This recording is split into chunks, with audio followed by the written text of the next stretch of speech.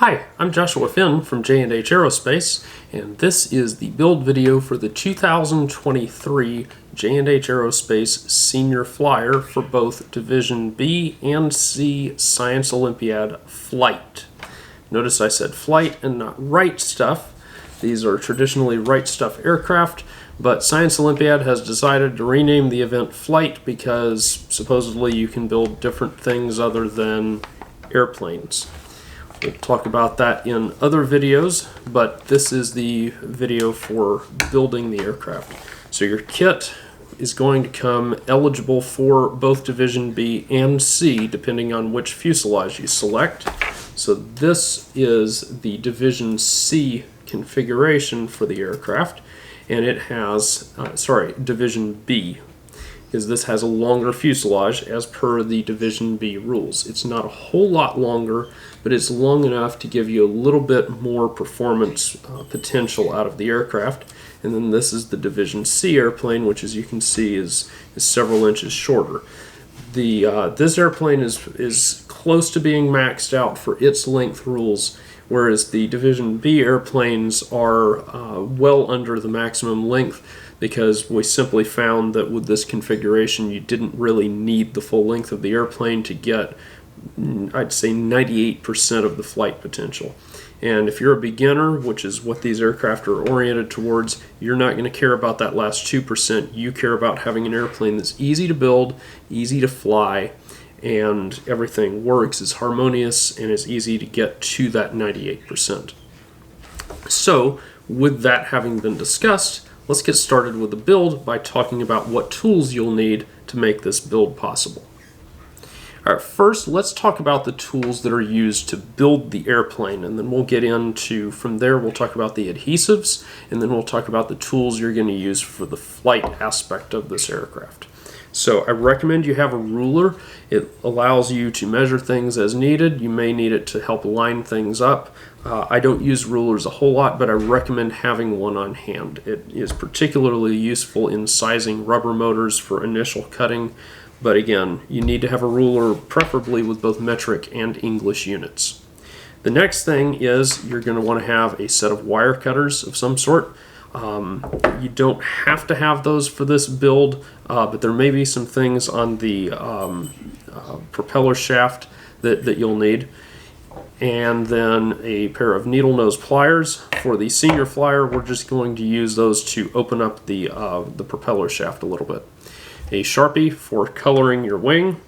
And these tools over here, we're not going to use these as much, but for flight, for the actual flight aspect, you really will need them. So I recommend a pair of tweezers should you have trouble maneuvering small parts, a pair of scissors, useful for trimming covering, and rubber motors.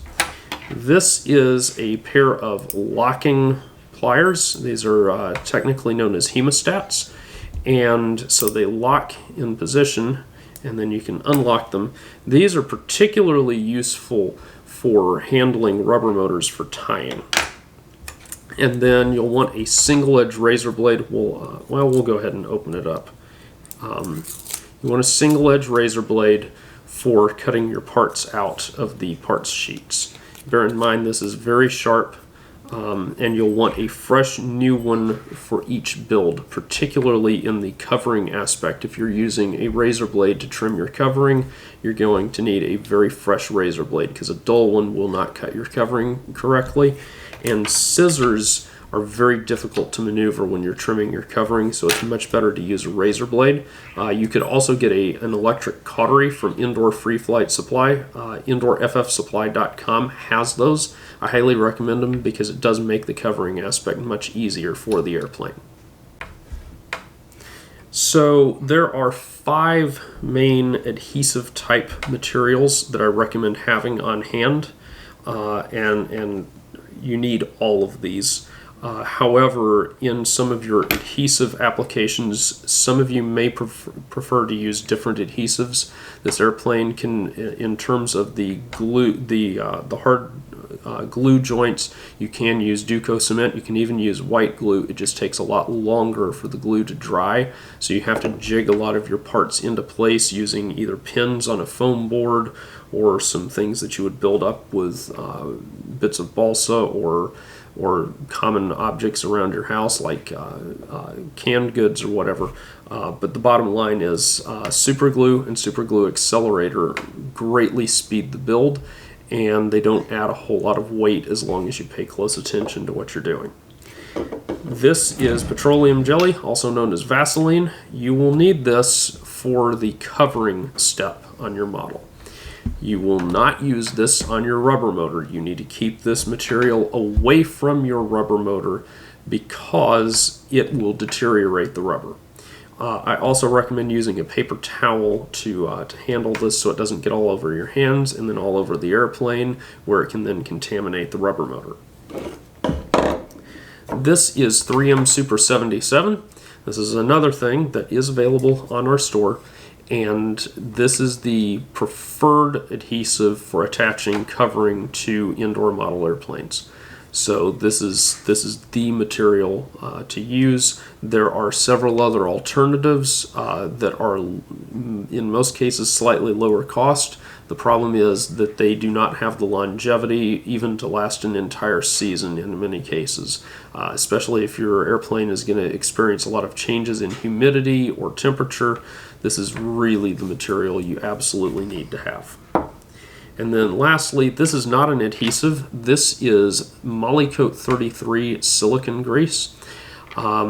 We sell in small packages a different version of Molykote that is very good for rubber motors. This is slightly better, so if you're going for really high performance aircraft flying, this is your preferred material. But again, you need a silicon-based oil. WD-40 is not acceptable. Vaseline, petroleum jelly are not acceptable. 3-in-1 oil, I could go down the list, but oils are not acceptable unless they are a silicon oil. This is a silicon oil. It does have some additives in it that are neutral with rubber. And then there is another alternative to this, which is Armorall, which is a car interior preservative, and it is silicon based, so it's usable on rubber without deteriorating it. I prefer this material just because it's thicker and it's easier for me to manage on the rubber motors, whereas your Armorall tends to evaporate a lot of its mass over time, so you're constantly having to recoat the motors. You do with this as well, just not as often. We touched briefly on some of the things with rubber motors, and now we're going to talk about them more. So this is a digital scale. It's a milligram scale. We do sell milligram scales on our website. And this is a critical tool. You cannot fly Science Olympiad competitively without this tool. You need a milligram scale both to verify the weight of your airplane before competition and also to prepare your rubber motors, because your rubber motors need to be just barely under the 2-gram maximum imposed by the rules this year. If you show up intending to weigh motors on site, you will not have time to get them prepped. If you try to make rubber motors without a scale, you're either going to short yourself or you're going to show up with oversized rubber motors. Either one of those scenarios, one of those is going to get you tiered, the other is going to put you at a severe disadvantage to your competitors. So having a milligram scale is absolutely critical to successful flying.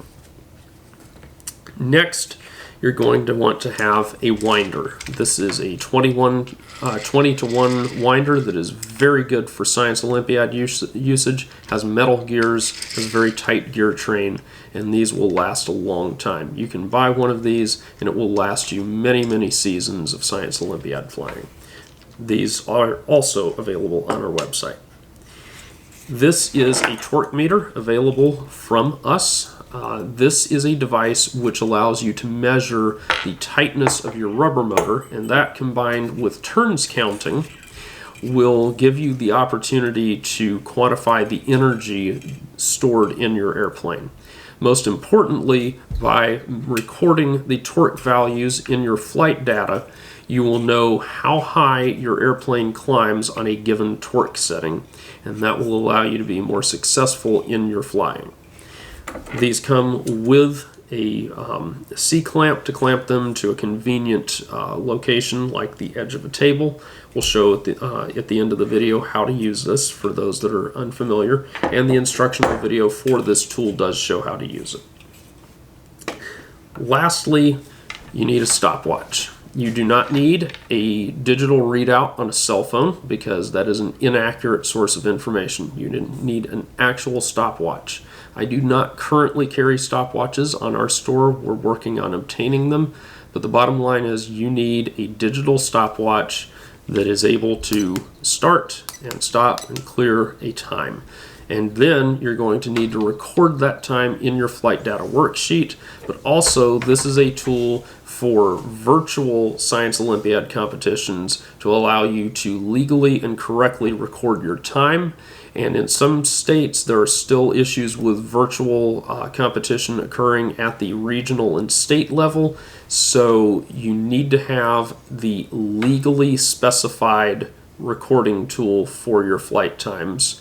Otherwise, you are at risk of being tiered. The last thing we're going to talk about is model airplane storage. Model airplane storage has always been a critical component in Science Olympiad flying, because these airplanes are fragile and they cannot be taken outside in the wind, rain, etc. without risk of severe damage to them. In short, if you take one of these airplanes outside, you're going to damage it. And then you have basically taken yourself back to square one in your flight trimming once you've repaired the airplane.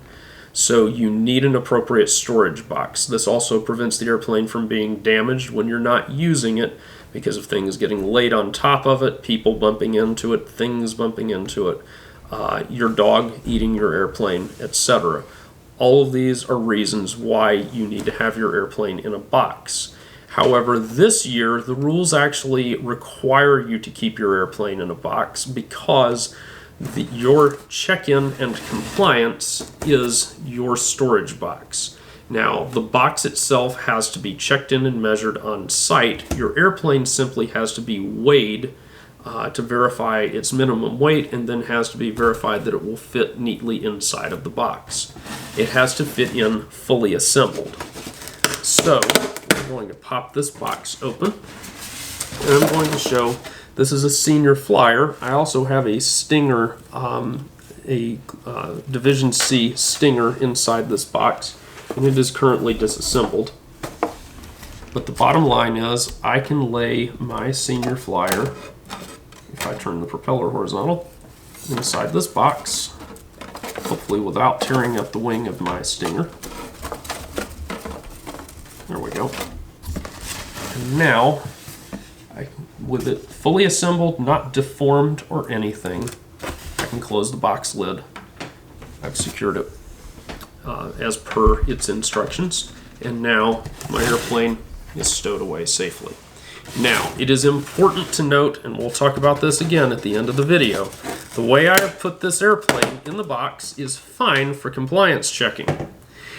However, when you are going to and from your flying site, putting this airplane inside the box fully assembled will warp it, will cause it to damage any other airplanes inside the box, etc. So, we take the propeller off, we set it in, we take the wing off. I don't have the rubber bands on this one at the moment. We stick the wing inside, and then we tuck the rest of the airplane in a way that prevents it from weighing down on the other parts in the box. And then we can secure the box, and it's good. This is a Division C flight box, so it's very short. The Division B boxes are much longer, and so they again comply with the rules, and they will allow you to use our airplane or other designs, even your own designs, for compliance checking and storage. All right, so let's go ahead and get started with the build, and we'll go ahead and pop this kit open.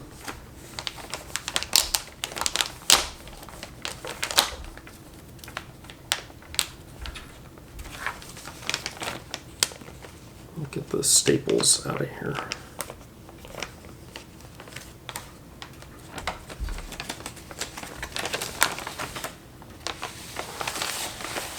Now, there are a lot of parts in this kit, and you want to take close attention to where those parts are located and ensure that you're not damaging them, getting them lost, or otherwise. Before we even look at the contents of the kit, I want to show you there are some items of documentation in here. This one we just printed for use in this video, so I don't have everything else in here, but your kit will include a 3-view of both configurations of the airplane that you can use for your documentation, and it also includes written flight logs. Additionally, on the Senior Flyer product page, there is a downloadable instruction manual for the aircraft, and it includes digital versions of the flight data records and of the 3-view documentation for the aircraft. Further resources, we do have a curriculum for Science Olympiad flying this year, and it contains a lot of information on maximizing the performance of your aircraft, so you should go check that out on our website at jhaerospace.com. Your Senior Flyer hardware bag is going to contain some 3/32 inch rubber strip, and then it's going to contain a lot of little small things that you need to be mindful of. And I left one of the O-rings in the bag. I'm not going to even get it out at the moment. So these small white plastic parts are the O-rings for your airplane's rubber motor, and they're going to, you have to look around inside the packaging because they may slip up there with that piece of clay, but these are O-rings. They make it easier to load the rubber motors on your airplane. You really need to use them.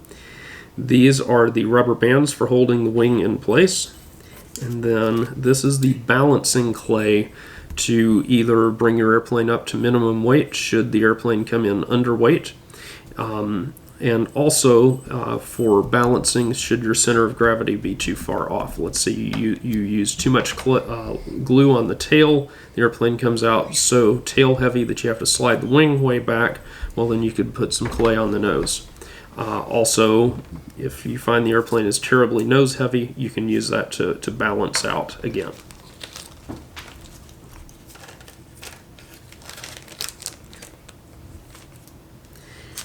You're going to have 2 propellers included. These are very simple plastic propellers. They're easy to use. A note about these propellers. Out of the box, these propellers work fine. You will probably need a little bit of clay to balance them. We'll talk about it later in the video, but the bottom line is if your prop blade swings down like that, then that probably means you need to add a little bit of clay to this tip to get it to balance level. But these propellers are a little on the heavy side. They work fine in general. We do have a video showing the process for scraping blades down on propellers to remove weight from them so you can get your airplane down to weight should it be a little overweight. Also, that would allow you to slide your center of gravity further aft by taking weight off the nose of the airplane. So you could then optimize the flight trim a little further. I will try to include a link in the description of the video to that, but if you just search on our channel for scraping propellers, that'll take you to this resource. I should mention also we need to put the rubber away, and the rubber needs to be stored in a cool, dark location. That means you can't leave it in your hot car parked in the parking lot. You can't leave it out in the sun, etc., or it will be severely deteriorated in very short order. We'll set the propellers over here. This material is veggie bag plastic, and you're going to use it to cover your airplane. It's very easy to use, and there are a variety of ways to attach it. We're going to show you our preferred way that gives very nice results. You will have a set of very large sticks. These are not part of your airplane. These are used to make a covering frame so that the airplane is easier to cover and so you can get those great covering results. So you have 2 long ones and 2 short ones.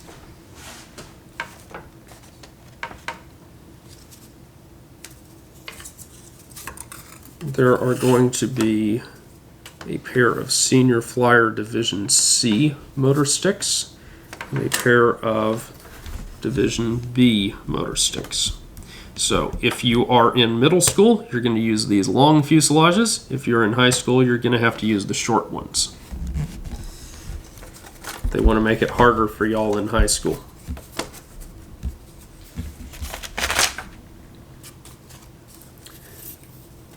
Most of your parts are right here on this sheet. This is a pair of wing spars, a pair of stab spars, 2 sets of wing ribs, 2 sets of tail ribs. These are the wingtips and tail fins for your airplane. Very thin balsa, be careful, this is quite fragile, and this is usually a bit on the fragile side itself. Then you're going to have 2 sets of plywood parts. These are your rear hooks and your wing mounts for the aircraft. You have 2 of all the different things so that you can build 2 airplanes. Alright, let's get started with the build. Before we get started with the build, I'm just going to mention that parchment paper is very useful in your build process because when you're building your wings and tail, this is a material that keeps them from getting stuck to the table. You can build without this. I do it all the time, but your mom might prefer that her table not have glue on it. Your school principal might prefer the same thing. So with that, find your part sheet for your flying surfaces. Get a new razor blade, and you should be able to just hit the little tabbed locations to remove your wing. Now if we lift this up, this should fall right out. Now, flip this thing over before you get really aggressive. If your spars are not popping out, just completely dropping out, flip over and look and see if there are any places that the laser didn't cut completely through, and then you can just use your razor blade to gently cut through those areas. So that's just something to be mindful of. Next, cut out 1 set of wing ribs. So if you get the top and bottom tabs on these, then the whole set should drop right out. There we go. There's a little bit of retention on the ends as well, so that's what I was missing there. Now, there is 1 rib that is shorter than all of the others. Let's go ahead and separate that rib out. This is your center rib. We're going to go ahead and glue it in. Your wing spars have 2 sets of slots on them. The one has a wide slot and no others. That is going to face towards the outside of your wing. So I have a big slot facing this way, and I have a big slot facing towards you. That means that all the other slots are facing inwards. Now I'm going to take this short rib, and I'm going to hope that my used bottle of super glue is going to behave. It is, after a length of time.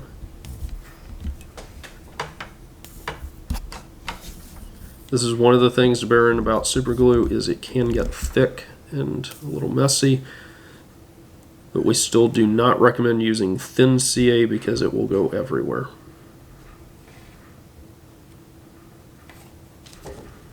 And now we will insert right there. So what we've done is we have just inserted those ribs in there. Now, should that rib be resistant to going in, along the non-laser cut surface, you can squeeze the end of the rib. So if I pop one of these ribs loose, I'll demonstrate what I'm talking about. Let's say that I go to put this rib in this slot right here and it doesn't want to go in. I can, holding the rib vertically like this, I can squeeze it like that, and then it'll slide in very easily. Now, since I'm not having any fitment issues, I'm not going to use that rib since I pinched the end of it, and so it's going to be a bit on the loose side now. So I want to cut loose a total of 4 ribs. There are, in the case of this particular kit, there are 2 extra ribs per set, as you can see here. That means that if I break one of my wing ribs, I have spares. Kind of remove some of the flashing off the ends, and now we're just going to follow the same process as for that we used for that center, the short little center rib. And we're going to slot these main ribs in here. And we'll do the other one, and then we'll do the ones at the ends last. So as you can tell, so far, these ribs have gone in very, very easily, and the slots help them stand up. The ribs at the ends are not going to be like that. So we're going to put a little bit of glue on the ends here. Now we're slotting them in. Now the thing is, like I said, these don't have a slot helping to retain them. You want to make sure that these ribs are straight up and down so that your wingtips don't end up angled out or in.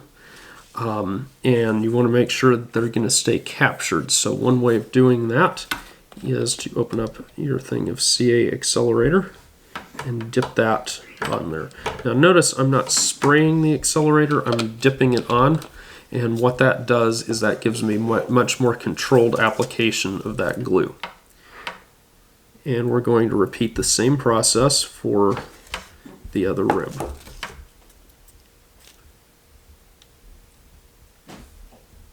So I make sure it's straight up and down.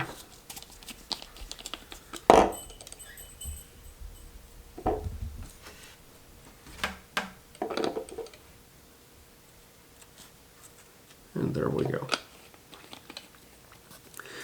Now, let's assume for a moment that you have built this on a table because you couldn't find parchment paper or wax paper or whatever, and so your wing is stuck.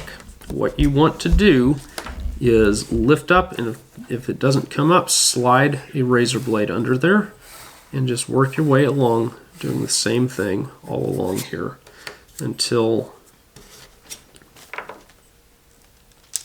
your wing comes free entirely. And there we are, completed wing for your senior flyer. Next, let's build a horizontal tail for your senior flyer. So we're going to follow the exact same process. Now the tail, because it's back at the back of the airplane, where you don't want a lot of weight, it's built much lighter, and that means the tail is more fragile, so you're going to have to pay much closer attention to carefully removing the parts and ensuring that they don't get damaged. So now I have my spars for my horizontal tail. And then if you look closely, you'll see this set of stab ribs is actually divided into 2 sets. So we're going to take the upper set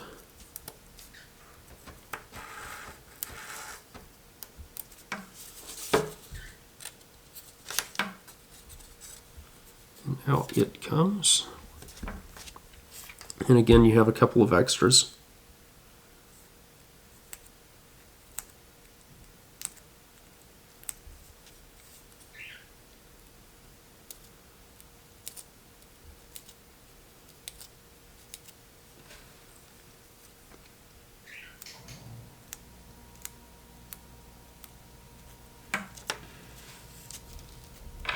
Now these ribs are very, very slightly curved. I don't know if you can see. that curvature. But the curved out part, so it's curved like this, is on the top. Now I'm going to go ahead and I'm going to apply glue. And all the ribs for the tail are the same. You don't have that fat center section because you don't have mounts for your horizontal tail that cut into the wing structure.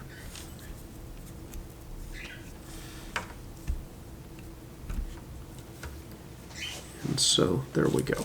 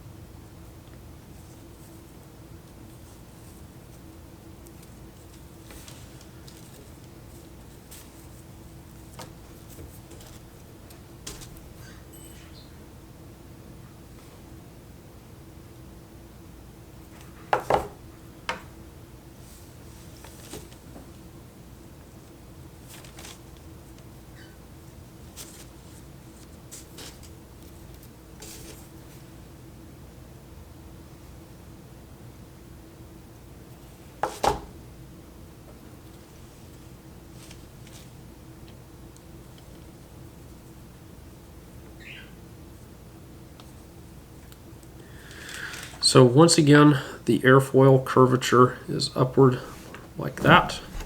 So the concave side is on the bottom. All our joints are secure. Everything looks good. The stab's not twisted in any way. So at that point, we can lift it off. And there we go. You're going to want to glue these shorter sticks to the ends. It's very important that you do that.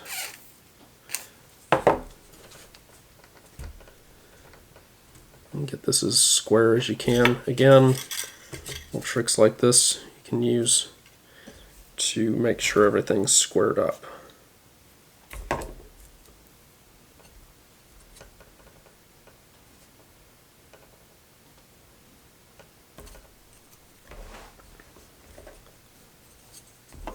Alright, because my piece of parchment paper is not quite big enough,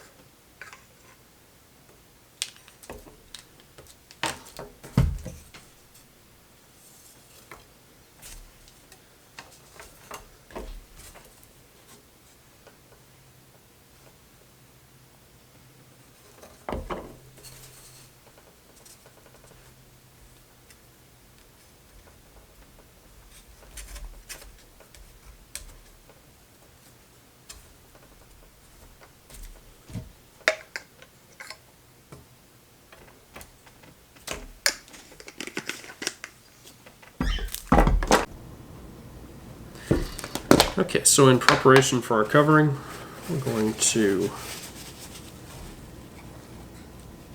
get some petroleum jelly on here.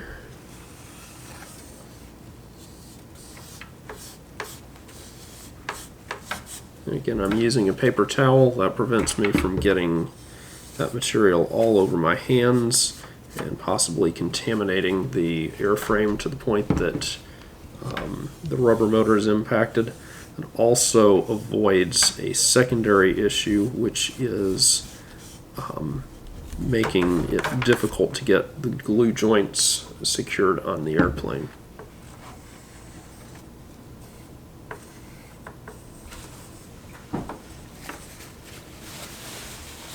Hold that in so that it's not getting all over everything.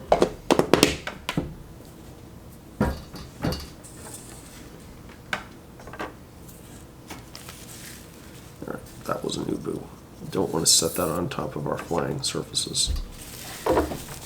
So this is the covering material that we're using to cover the airplane. And what we're going to do, I can find where I put my scissors.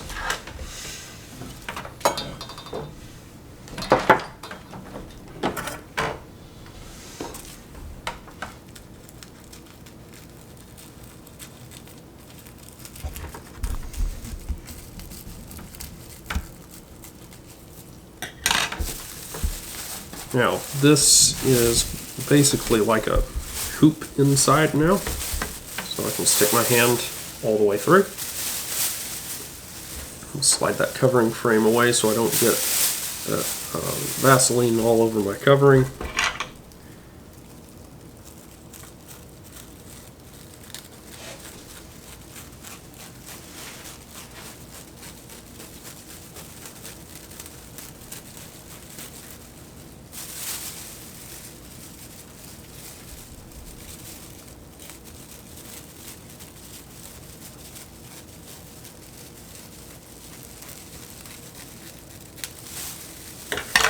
Now, you can come in here and you can estimate the width of that. But again, you don't want to lay it on there. And so that gives me a good idea of how wide this needs to be.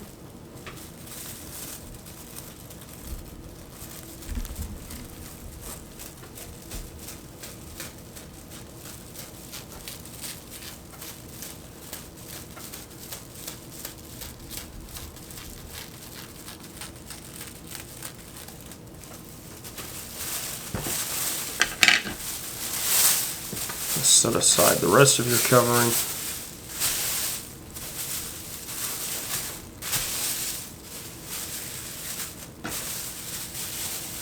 And that way you have plenty to use on your second airplane. Take this piece of covering and do not lay the covering frame on it yet. What you want to do is we're going to wad this covering up in a tight little ball. I know that sounds crazy, but it will make your airplane better if you trust me on this. So we take this and we wad it up very tightly. Try to make the smallest little ball you can. Now, take the covering, peel it apart, kind of start laying it out, and wad it up a second time.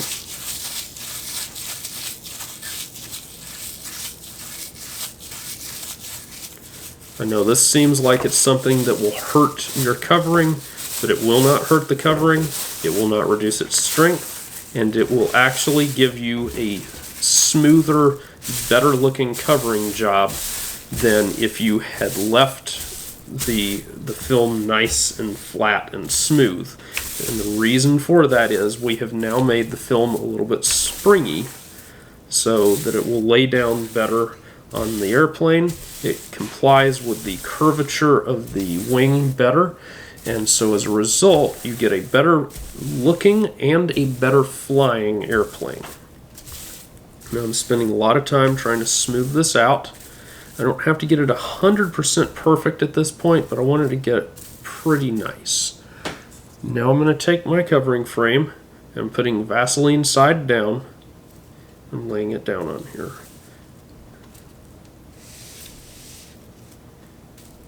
And so what I'm doing is pressing it onto the film so that it's secured. Now, the film is still kind of loose, so what I'm going to do is I'm going to pull lengthwise along here. And that's going to allow me to get some of the wrinkles out. Now, it is very important. I want the film pretty tight this way. Acrosswise, it can actually be a little loose. If it's too tight across here, it'll actually deform your structure when you cover the airplane, because remember, the film's a little springy now, and so it will actually tighten up on your flying surfaces and deform them, and that actually makes your airplane harder to fly. So with that, we've got the covering on the frame. Alright, so take your flying surfaces with your covering frame out of the way and get your 3M Super 77 spray adhesive. And again, if you're having trouble locating it, it is in my online store. You can get it from me. And then take your flying surfaces, and I recommend actually taking them one at a time and going outside, because they're going to get very sticky and you're going to have trouble maneuvering things. So what I'm going to suggest you do is set them up as if you were going to go ahead and cover them. By the way, some of you are going to be seeing this footage in the Stinger video, and for those of you that are dealing with that, it's a much wider wing, and so you may have to do 2 separate covering stages because the covering frame may be too small to get everything on there all at once. So in that case, you would spray just a wing, cover it, then take your stab and repeat the process separately, putting a new piece of covering on the frame. So what we're going to do is we're going to take the wing, we're going to go outside, and we're going to spray it. And then we're going to skip showing spraying both of them, but we will show lining them up. Alright, so shake your 3M77 up real well and spray it a little bit, see which way the wind's going. Currently blowing that way, so I want the flying surface downwind. Do not hold this right up here against it. You're going to hold it out. I know that's something that feels a little awkward, but hold it a good distance out so that you can just get very light coverage like that. Now try to not spray it on your hand. One thing you'll notice is that means I avoided that area where I was holding it, so now I have to go back. The wind is shifting again, and so we want to get that area. And with that, our frame is now very, very, very sticky. Notice I'm holding this with one hand.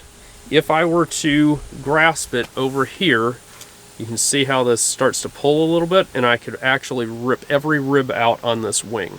So what you want to do is, if I'm going to take my hand loose of that side, I want to grab over here so that I can disengage in that manner. Don't switch sides, stay on one side of your flying surface.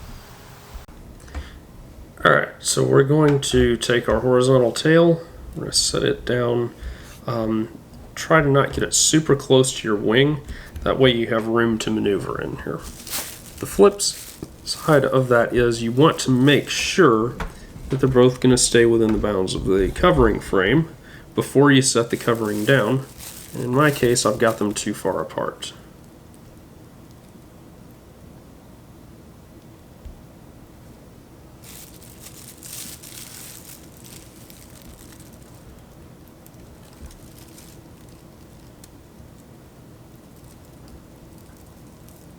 Now, if something is misaligned a little bit as you're setting this down, get it right before you come into contact. Do not try to reposition this or you will mess everything up.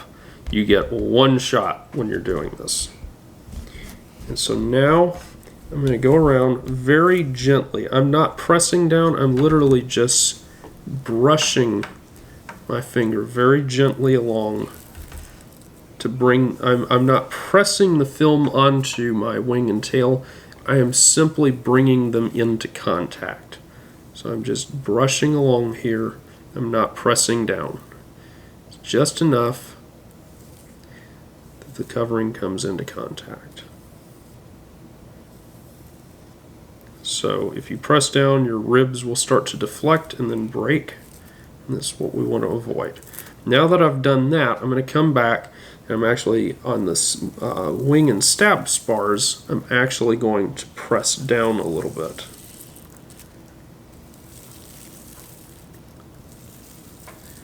Now my stab ribs are relatively flat, so I can apply a little bit of pressure to them and they'll be fine. But for the wing, we're just going to very, very lightly rub this down. We don't want to press or we will break the ribs. The reason I have done this in 2 steps is so that I can avoid getting the film shifted around and getting wrinkles in the wing. I did get a little wrinkle there, but that'll be okay. Now take that razor blade we talked about, that nice fresh sharp razor blade, and in between the wing and the stab is where we always want to start, because you're going to have a strip of film along here that is going to want to wander otherwise, and then it gets hard to trim the excess off. And I'm already having that problem right here. Now if you have an electric cautery, this becomes a much easier problem to solve. So you should strongly consider getting one of those from Indoor Free Flight Supply.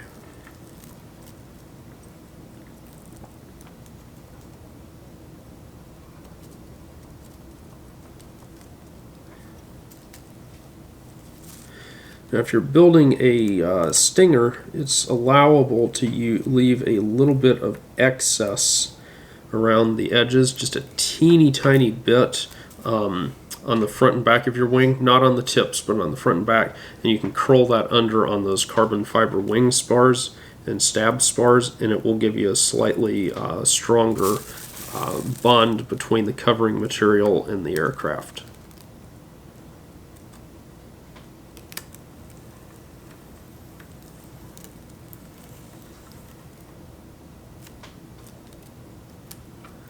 But for this airplane, we want no excess whatsoever. This airplane being the Senior Flyer.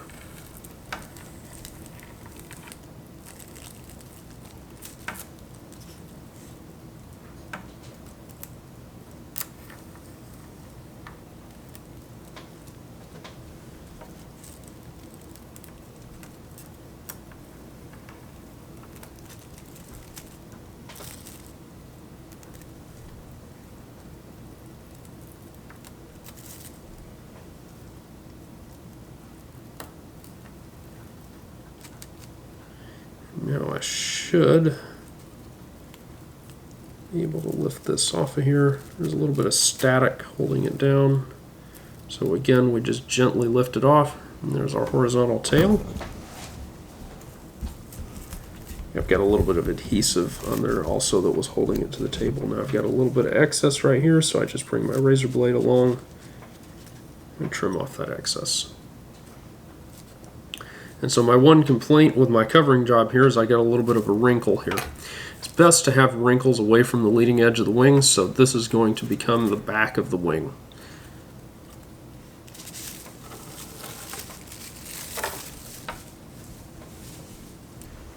Alright, so we're going to start attaching some parts to our airplane. So we want to start with the wingtips. The wingtips are these parts right here and right here. These are your tail fins, so we're going to leave them alone for right now. And so we're going to just cut through little tabbed areas. Be careful not to cut your table below. Your parents will not be pleased, or your coach, or whoever is involved.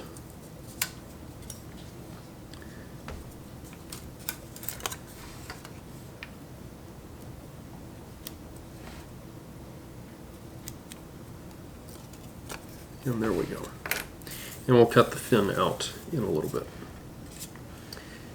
So we're going to take our piece of parchment paper here so we don't get any glue on the table.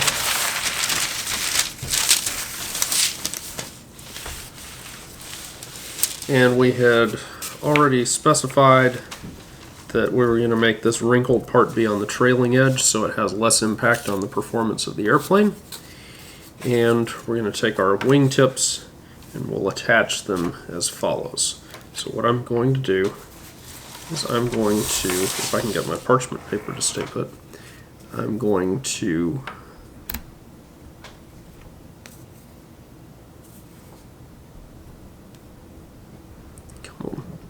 there we go.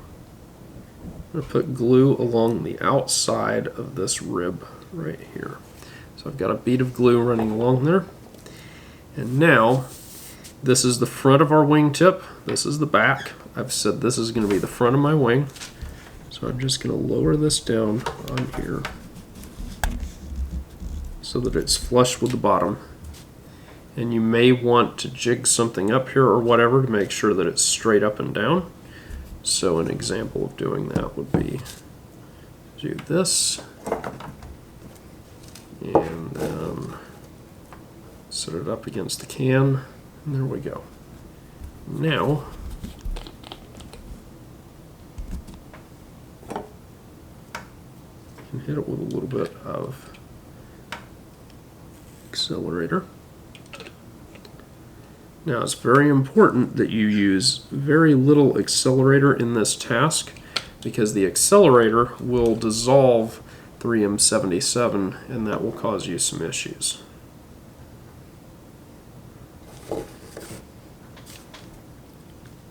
Still a little soft at the back.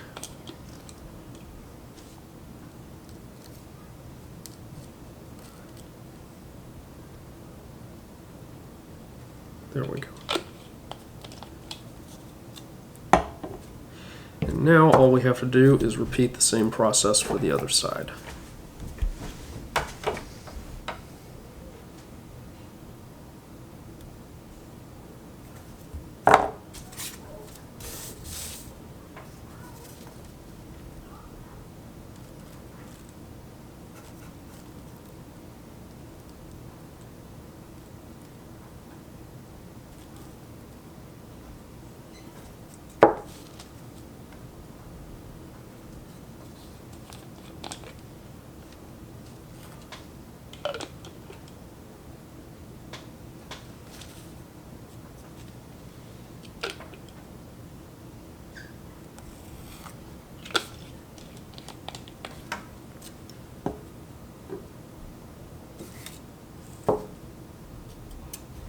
And there we go.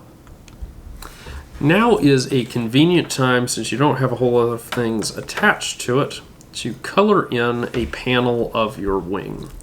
So I'm going to just use my Sharpie and I'm going to cover it over. And I'm not going to be super detailed with it, because they don't give you any points for having a pretty job of covering it in. Simply that it has to be black ink or something, black tissue paper, whatever. I don't like tissue paper on my airplanes because it shrinks if it gets wet, and even humidity changes can fit that category.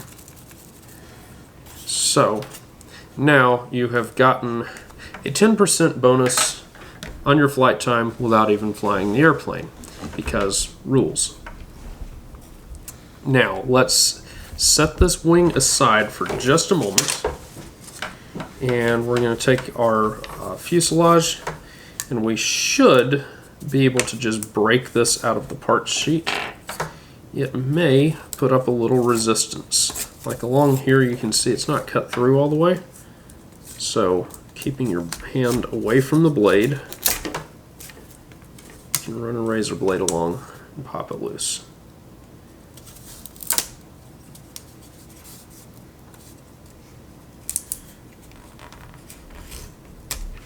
This fuselage is made from very hard balsa, and sometimes there are dark spots in the wood that are not necessarily any harder, but they'll cause the laser beam to not cut exactly perfectly through in a place or two. And so that requires you to just be mindful and pay attention to those spots.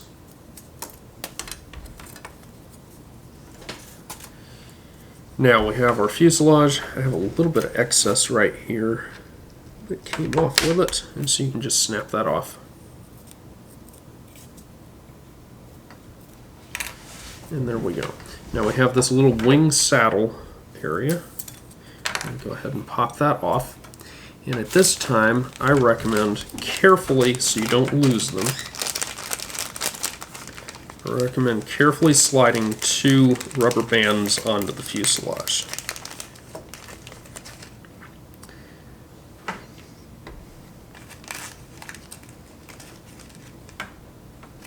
And only 2.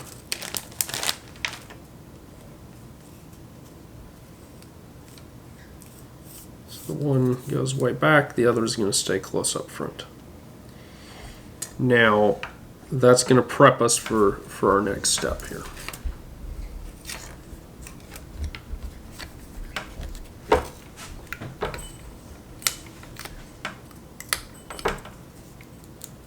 So we're going to pop these wing posts out.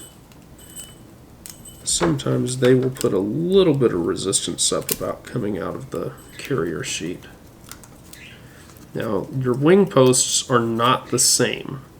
One is just plain, and the other one has an F on it, and the F stands for front. So you want the one that's in the front.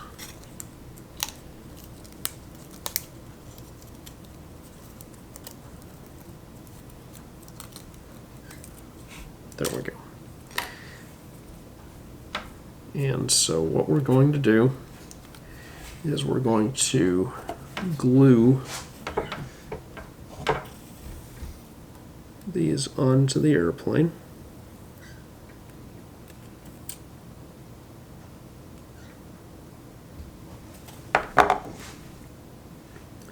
And we slide this part on and pull it as far forward as we can, so that it's all the way down and all the way forward. We're going to repeat that with the other wing post assembly.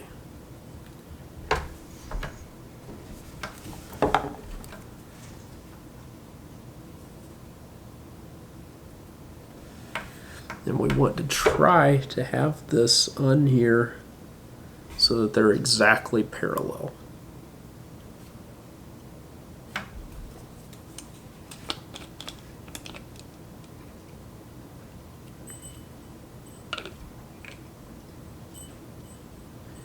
Now, the reason I am putting accelerator on this, even though it's already pretty well hardened, the glue is because I'm about to slide this onto the motor stick, and I want to make sure that there is no uncured glue, so that will stick this wing saddle to my motor stick.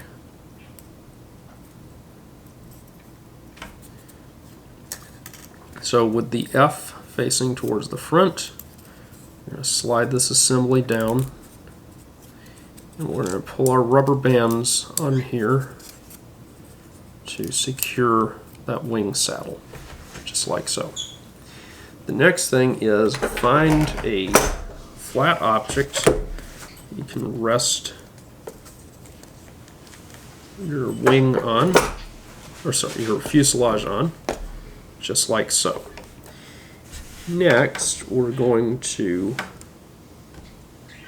put glue on the tops of these wing mounts. You can get a little bit on the back of this little stud that sticks up front and back, so that I can now lower my wing in place and have it notch in. Now, what I am looking to do is to ensure that there is as little twist in this wing as possible. So in my case, this leading edge right here is raised slightly relative to the trailing edge. So what I'm going to do, that's going to be too tall. Let's see here.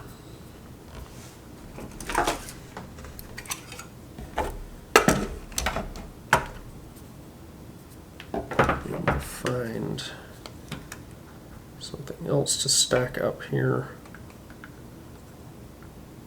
And now I'm going to add just a little bit of weight right here like this to pull that wing down. And then I can come in and secure the wing. Alright, so we've set our wing twist so that it's back where it needs to be. So this wing tip is slightly raised relative to this one, since we lowered this one relative to the trailing edge. So the two spars kind of rock together. Now we're going to install the horizontal tail. And the way we're going to do that is we're not going to put it straight on, we're going to tilt it slightly, and that will help our airplane turn a little better. So I'm putting glue on the leading and trailing edges, it doesn't matter which one's which, right in front of and behind those ribs at the center, so that I can now set it on the end, just like that. And now I want this side a little bit high relative to the other side. So what I'm going to do is look for, there we go, this is appropriate. I'm going to set this torque meter right here, and that raises the left side of the fuselage, or sorry, of the horizontal tail relative to the fuselage and to the other side. So it's tilted relative to the wing, so my lift vector is turned off to the side, and that helps the airplane turn.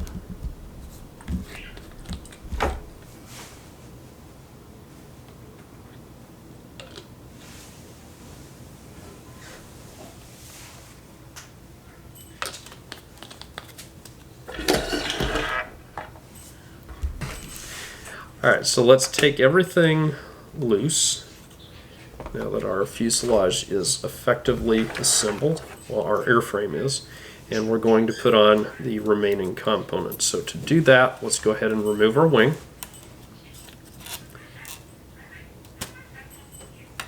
We're going to flip the fuselage over.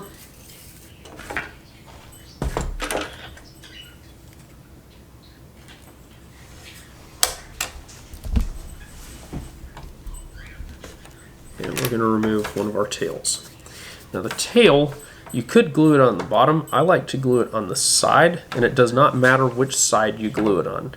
You might want to put it on the left side so that you can then bend it away from the fuselage a little bit if you need be.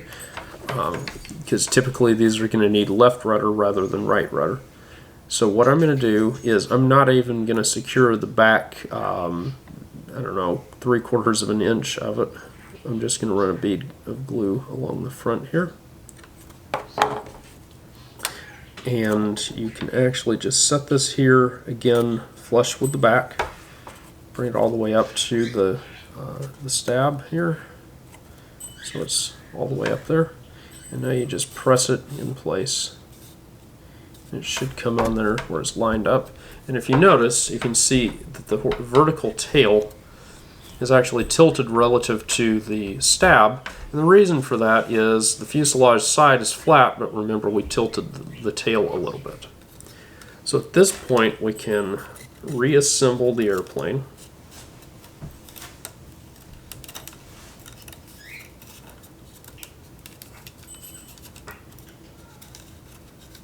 And we can take one of our propeller assemblies. And this may fit a little tightly at first. That is a good thing. It prevents it from wiggling around. And I like to slide the wing all the way forward because typically these airplanes come out a little bit nose heavy.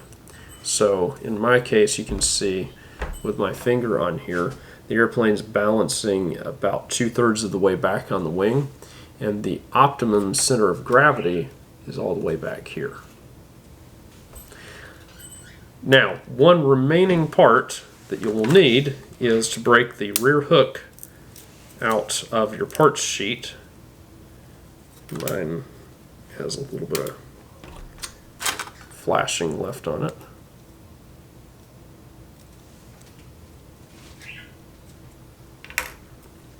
There is a notch back here on your motor stick, and it provides the line up with the bottom of this hook. Now, you can glue the hook to either side. It absolutely does not matter which side you place it on. The main thing is you want to glue it securely in place.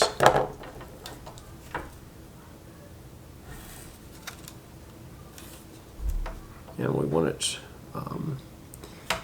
lined up with that knob, flush with the top of the motor stick, and so you get this arrangement. So with that, your airframe is completely done, and now we can proceed towards the rubber motor. Alright, before we make our rubber motor, since we have a scale out anyway, let's go ahead and weigh this airplane. So let me tear this. See if it'll work with this one. It's misbehaving at the moment.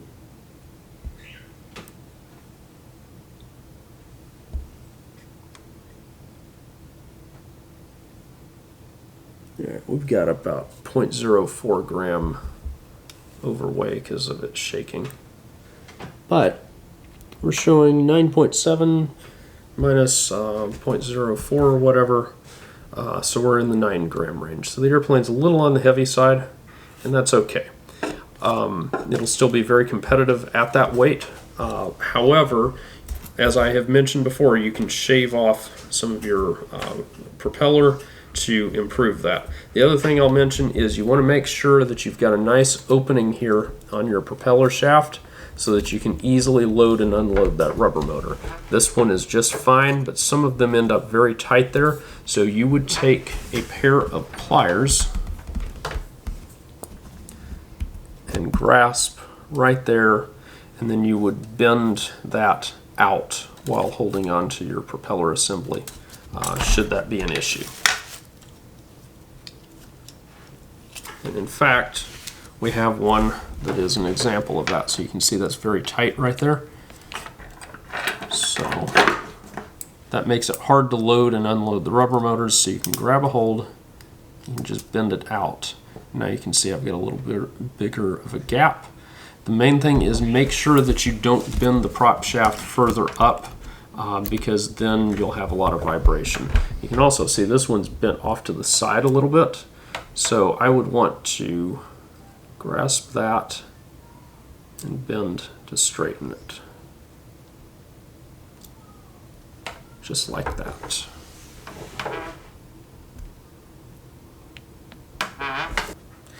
Okay, so I'm going to double up the rubber and measure with it doubled up about 15 inches. That's going to be more than I need.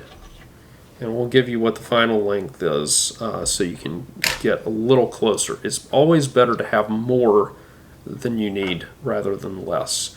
And so I'm going to coil this up, start sticking it on my scale. It is not wanting to stay put at all.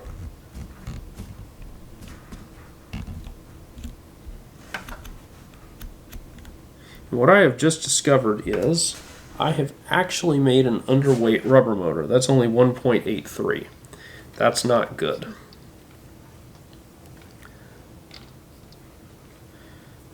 Your goal is to start with a motor that's 2.1 grams or so. So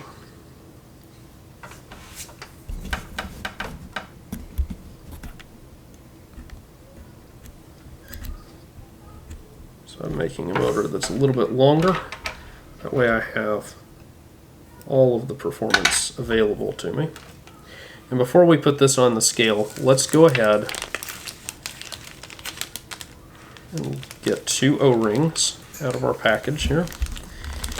Now these O-rings are important, again, because they allow you to load the motor without losing turns, which is very, very important.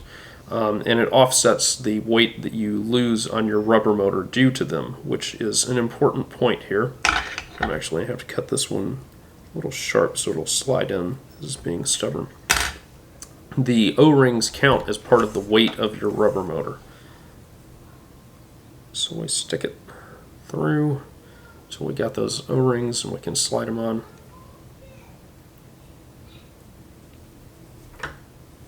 Now, since I trimmed a weird angle from that one end, that's the end that I want to make sure that I trim from. And this rubber is not staying put at all on this scale.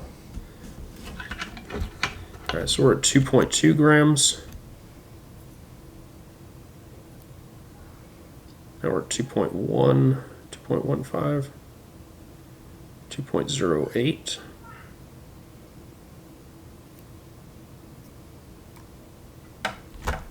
2.037, we're getting closer. I'm going to trim off from the other end here. Oops, falling off the scale here.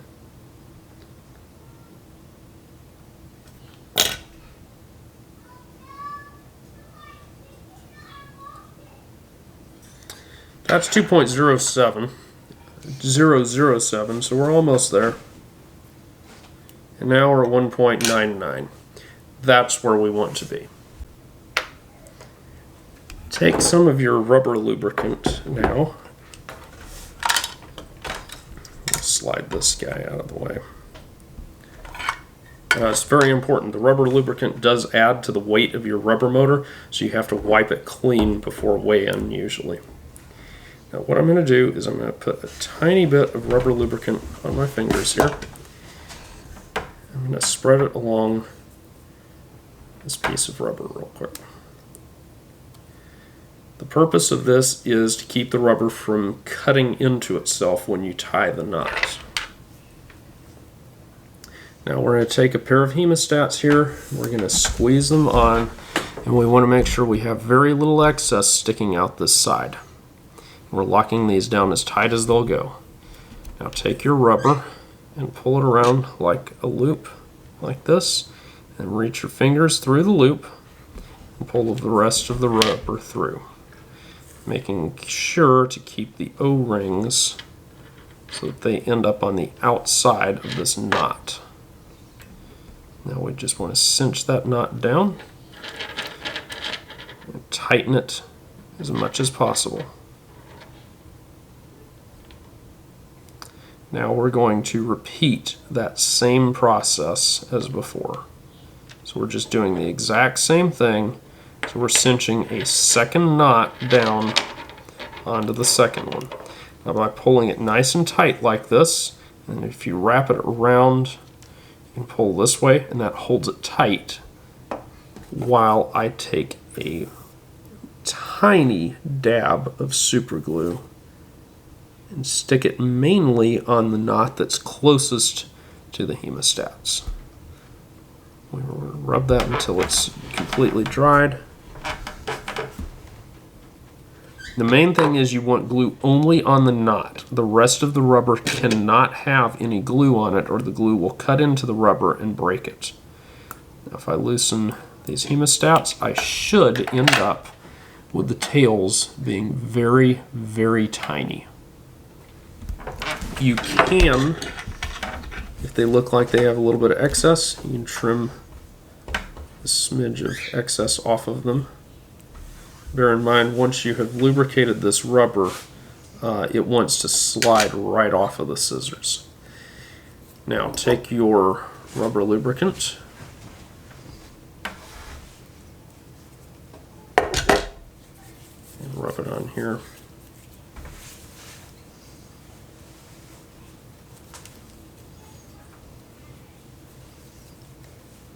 And so we want our rubber to be good and slimy.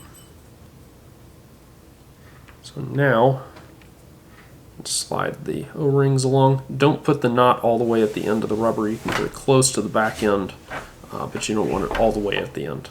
And now your rubber motor is ready to go. Alright, so take your torque meter,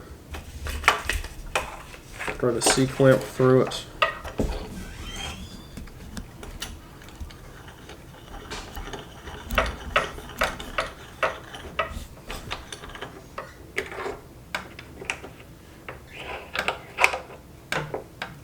Now I'm giving just a very basic winding instructional. I'm not going to stretch this rubber out super far. Just for convenience on the camera, we have instructional videos showing proper winding technique. What you need to know is you're going to stretch this rubber out at least 3 times its relaxed length, and then you'll start winding. And you want to wind in about half of your turns at full stretch.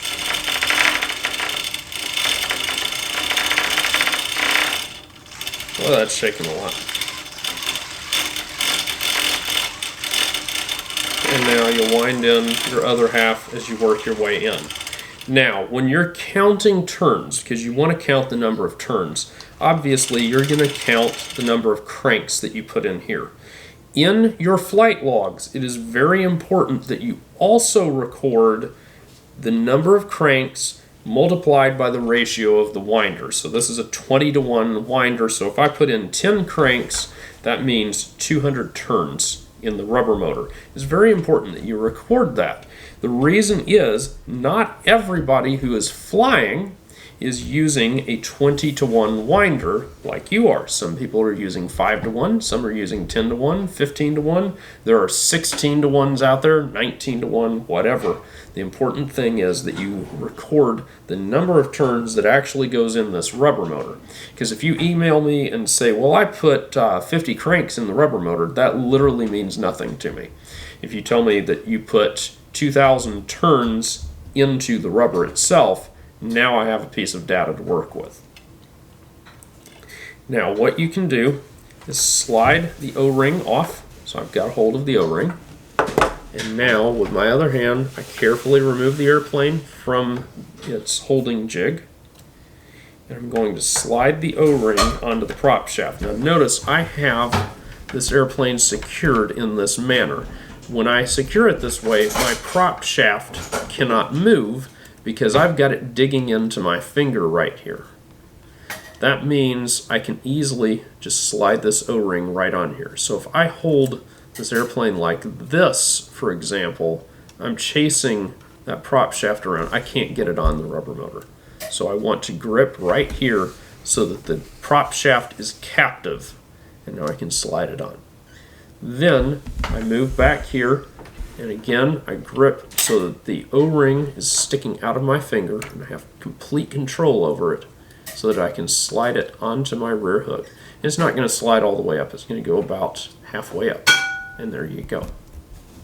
Now at this point, again, we have, let me find a scrap piece of wood here. We've already said that the optimum CG is around the trailing edge of the wing. I'm going to be a little bit nose heavy on this airplane, as you can see. So I could put some clay at the back of the airplane, or again I could scrape that propeller down, and that would give me a better flying airplane. But I think what we've got here should work pretty well, because I've got my stab, my horizontal tail. If you look at the end, you can see it's bent up on the fuselage, and so that angles the tail down, helps the plane hold its nose up better. Alright, so I've got this thing wound. I have that stick stuck in there. So I should be able to launch this and have it fly, hopefully in a gradual left turn. It's not going to turn all the way around in my living room, and that's fine. But the bottom line is I'm going to hold this, I'm going to let go of the propeller, and then I'm going to slide the airplane into the air. Never throw the airplane. You're going to slide it into the air. So I let go, and then I just slide it like that. You can see it's starting to circle. It's flying quite nose level, so we have some issues to address there. Alright, so there are a couple of issues that I'm observing. One is the airplane is flying nose low. The other is I saw some vibration there. I'm almost wondering if my prop is a little out of balance. Alright, that prop does not appear out of balance, so we're going to add a little bit of clay to the tail.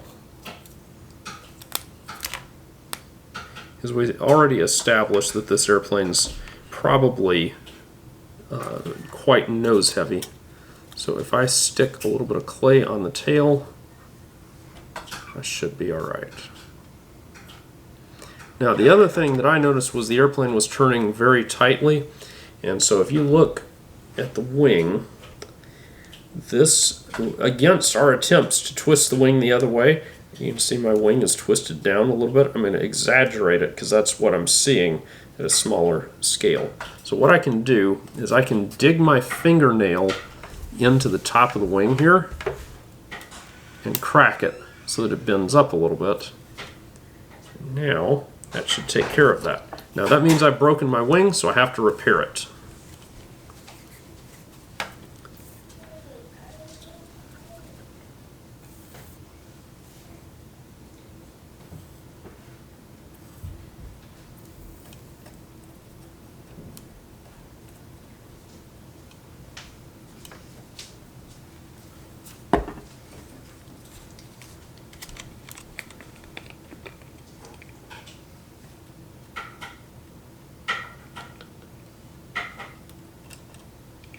And there we go.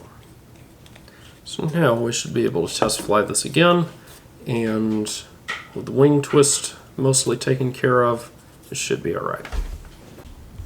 Alright, so I let go, let it spin up, and away it goes, and now I know that doesn't look a whole lot different because we're a little low on power, but if you notice towards the end the nose got up and it's not climbing because we haven't really wound it up that much. Now, one of the dangers of flying in a tight space like we have is that sometimes you break things. So this is an opportunity for a lesson in fixing those mistakes like that. It's also a lesson in why you should try to not fly in such a tight space. So I'm going to set my wing back in place. And remember, we wanted to make sure that we had that correct wing twist. So we're going to hold it to the correct twist while we put CA accelerator on there.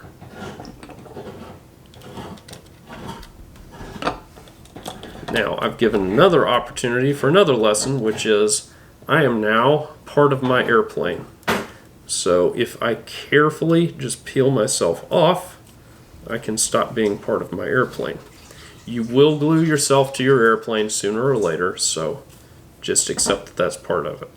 Now, for the next step, we said we didn't have a lot of turns on here, so we're going to slide the rubber motor back in place on the torque meter and on the winder.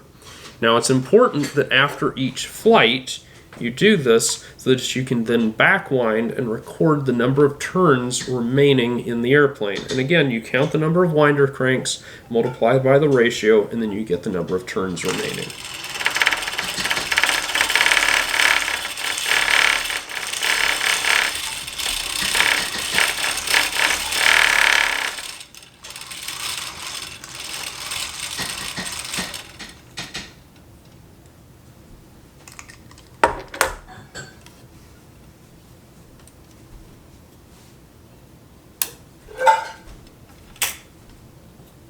And now we can go again. Alright, so same procedure as before. Let go of the prop, let it spin up, and now we can see a very nice, attractive climb and another exciting crash. Okay, so now that we've got the airplane trimmed fairly well, we know that it's going to at least do something resemblant of stable flight. It'll circle around a gymnasium and look happy. Now you're going to have to proceed towards your experimentation. So that means looking at twisting the propeller so that you can get more pitch if it's dead sticking on the way down. And you would use a J&H Aerospace propeller pitch gauge, for example, to set that.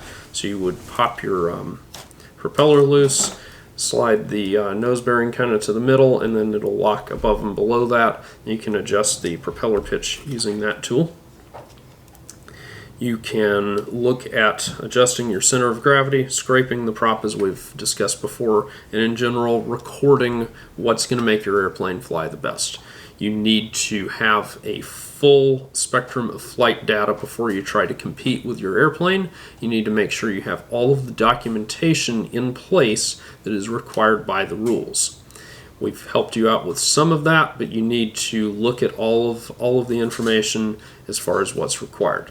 The last thing we want to cover, this is a Division B fuselage, so it has to go in my Division B box.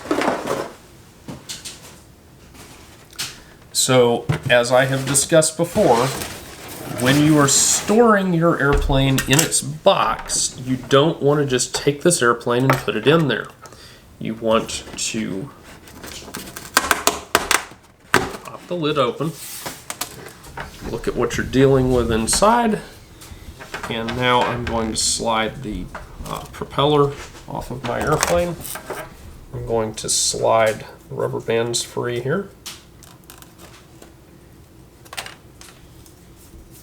And slide the rubber bands far enough on your fuselage that they don't slide off. And now I can stick everything neatly inside here so that it's not damaging anything. And as you can see, you can probably get 4 or 5 airplanes in a box very safely. It is very important that things like your winder live in another container. If you put them in that box, even with a divider, you are not going to have airplanes for very long. Any of the rest of your tools, they need to have a separate place to live. Even your rubber motors can damage the airplane if you store them in there lying on top of the airplane. So these should be bagged up and cataloged according to usage and so on. As I have mentioned before, J&H Aerospace has a full curriculum related to flying Science Olympiad airplanes, and we highly recommend that you check that out. That curriculum will show you the secrets of winding, optimizing center of gravity, and in general, flying your airplanes to their absolute maximum. So check that out. There'll be a link in the description. And we hope you have enjoyed the build video for the 2023 Senior Flyer for Science Olympiad competition. Hi, I'm Josh Finn. This is Hope. We are J&H Aerospace. If you like this video, hit the like button. Also, how about subscribe to our channel and check out jhaerospace.com for new free flight products and all of the tooling that you'll need to build them. Thanks for watching.